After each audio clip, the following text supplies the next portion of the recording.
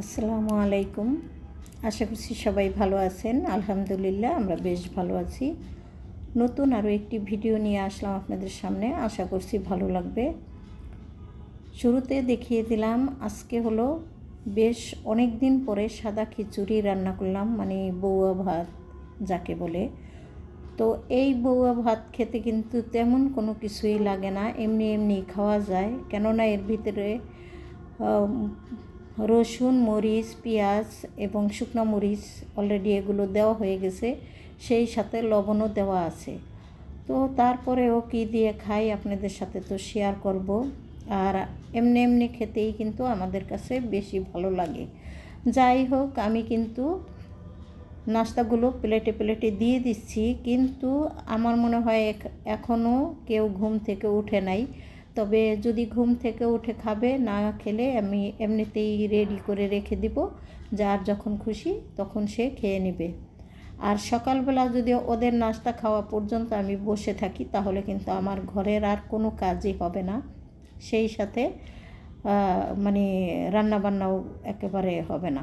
যাই হোক, কী দিয়ে খেয়েছি তা তো দেখেছেন। গতকালকে মরিচ বাটা ছিল, সেই সাথে কালো জিরা ভর্তা, তা দিয়ে কিন্তু আমরা সকালের নাস্তাটা করে নিয়েছি।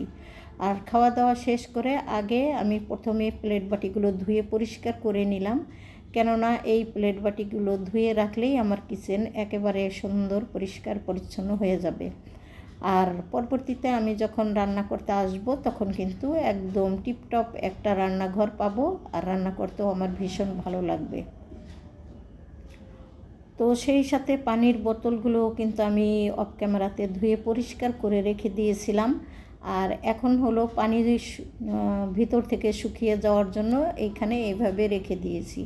আর পাশাপাশি দেখিয়ে দিলাম রান্নাঘর কত সুন্দর আছে।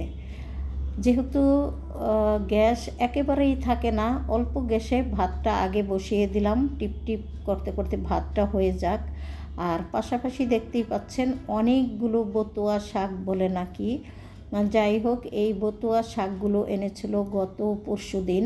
তো সেই হিসাবে আমি কিন্তু অল্প একটু রান্না করে নিয়েছিলাম, আর বাদ বাকি বতুয়া শাকগুলো হলো আজকে একত্রে রান্না করে তারপরে যতটা খাবো আর বাদ বাকিটা আমি ফ্রিজে রেখে দেবো পরবর্তী দিন খাওয়ার জন্য, তা না হলে নষ্ট হয়ে যেতে পারে। তো ফ্রিজে এসেছিলাম হলো একটা কিছু নেওয়ার জন্য, এসে দেখি আমার ড্রয়ারের অবস্থা খুব বাজে, যেমন এই যে রক্ত পড়ে কেমন বিচ্ছিরি লাগছে। যেহেতু বেশ অল্প কয়েকদিন আগে আমি ফ্রিজটা খুব সুন্দর করে পরিষ্কার করে নিয়েছিলাম, সেহেতু ভাবলাম যে ড্রয়ারটাই পরিষ্কার করে ফেলি। সে কারণে আমি কিন্তু ড্রয়ারের যতটুকু মাছ মাংস ছিল সবগুলো বের করে আমি হলো ড্রয়ারটা ধুয়ে পরিষ্কার করে রেখে দিয়েছি অফ ক্যামেরাতে।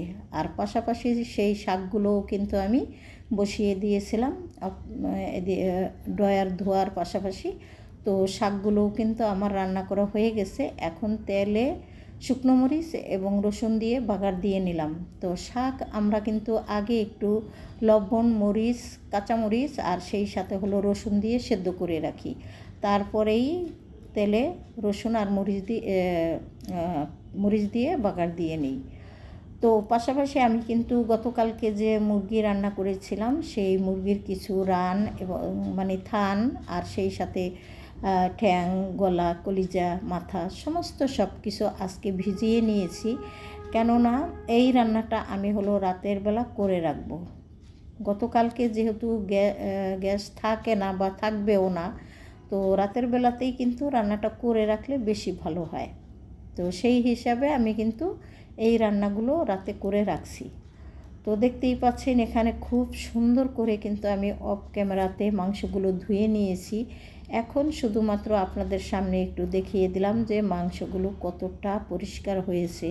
আর এইভাবে পরিষ্কার করে সুন্দর করে রান্না করলেই কিন্তু নিজে অন্তত পক্ষে একটুখানি খাওয়া যায়, কেননা আমি নিজেই তো জানি যে এগুলো ধোয়া পরিষ্কার আমি নিজে হাতে করেছি।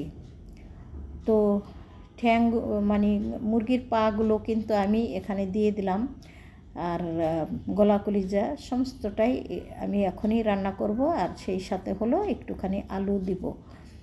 বেশ কয়েকদিন মুরগি রান্না করা কিন্তু আমি একেবারেই আলু দিচ্ছি না। আর এখন হলো নতুন আলুর সিজন, এই সময় একটু আধটু আলু দিয়ে না খেলে পরবর্তীতে কিন্তু একেবারেই খাওয়া যাবে না। যাই হোক, এই তো দেখতেই পাচ্ছেন ধুয়ে তারপরে আমি হলো পানির ভিতরে রেখে দিয়েছি। এখান থেকে তুলে তুলে কড়াইতে দিয়ে দিব একেবারে। পাশাপাশি আমি কিন্তু রান্নাটা বসিয়েও দিয়েছিলাম। এখানে সমস্ত মশলাপাতি দিয়ে মশলাটা কষিয়ে নিয়েছি। এখন হলো মাংসগুলো দিয়ে দিব, আর চটজলদি রান্নাটা হয়ে যাবে। তো সবচেয়ে মনে হয় সহজ রান্না হয়েছে মাংস রান্না, তো অত ঝামেলা হলো না। আর তারপরেও দেখতেই পাচ্ছেন অত বেশি আগুন কিন্তু নাই। আর ইদানিং আমাদের বাসায় মনে হচ্ছে একটু বেশি গ্যাসে ডিস্টার্ব করছে। তো কি আর করার, আমার কিন্তু মানে ইলেকট্রিক কোনো চুলাও নেই, এবং সেই সাথে তো গ্যাসের চুলা থাকা কোনো প্রশ্নই ওঠে না। কেননা আমরা যেহেতু লাইনের গ্যাসে থাকি, তো বর্তমানে তো গ্যাসের অনেক দাম, সেই হিসাবে গ্যাস আনার কোনো প্রশ্নই ওঠে না। যাই হোক, এখানে আমি কিন্তু অফ ক্যামেরাতে কয়েকবার উল্টিয়ে পাল্টিয়ে নাড়াচাড়া করে দিয়েছি। তারপরে এখন হচ্ছে আবার একটু আপনাদের সামনে নাড়াচাড়া করে দিলাম। তো ওদিক থেকে মাংসটা হতে থাক, আর দেখেন আমি কিন্তু ডয়ারটা ধুয়ে পরিষ্কার করে রেখে দিয়েছিলাম। তো ডয়ারটা শুকিয়ে গেছে। এখন হলো যতটুকু মাছ মাংস আছে বা কি আছে না আছে, তো সেইটুকু আমি এখানে রেখে দেব। যেহেতু আমার 4টা ডয়ারে কিন্তু আরও মাছ মাংস অনেক আছে। এইখানে আমি হলো রেগুলার যে খাওয়া দাওয়া করি বা খাই রান্না করি, তো সেই হিসাবে এই ডয়ারটাতে রাখি, তারপরে এখান থেকে নিয়ে রান্না করি। পরবর্তীতে আবার শেষ হয়ে গেলে এই ডয়ারে আরও কিছু মাছ মাংস আবার অন্য ডয়ার থেকে এনে রেখে দিই। যাই হোক, মাছ মাংস গুছিয়ে রাখতে রাখতে আমার কিন্তু এদিক থেকে মাংসটাও রান্না করা হয়ে গেছে। আর কালারটা কেমন সুন্দর হয়েছে, যদি ভালো লাগে কমেন্টস করে জানাতে পারেন। তবে দেখতে মনে হচ্ছে একটু লাল বেশি লাগলেও কিন্তু ঝাল হবে না, কারণ বর্তমানে কোনো মরিচই ঝাল না, কাঁচা বলেন আর শুকনা বলেন। তো বোতলগুলো ধুয়ে রেখেছিলাম, এখন শুধু পানি আমি ভরে নিব। তো এই কাজটা আমার হাজব্যান্ডকে দিয়েই আমি করালাম, আর বসে বসে আমি একটু ক্যামেরা করলাম। তো সবাই ভুল ত্রুটি ক্ষমা সুন্দর দৃষ্টিতে দেখবেন। সেই সাথে ভালো লাগলে লাইক কমেন্টস করে দিবেন, সাবস্ক্রাইব করে আমার পাশে থেকে আমাকে একটু সাপোর্ট করবেন। বিদায় নেই আপনাদের কাছ থেকে। আল্লাহ হাফেজ, আসসালামু আলাইকুম।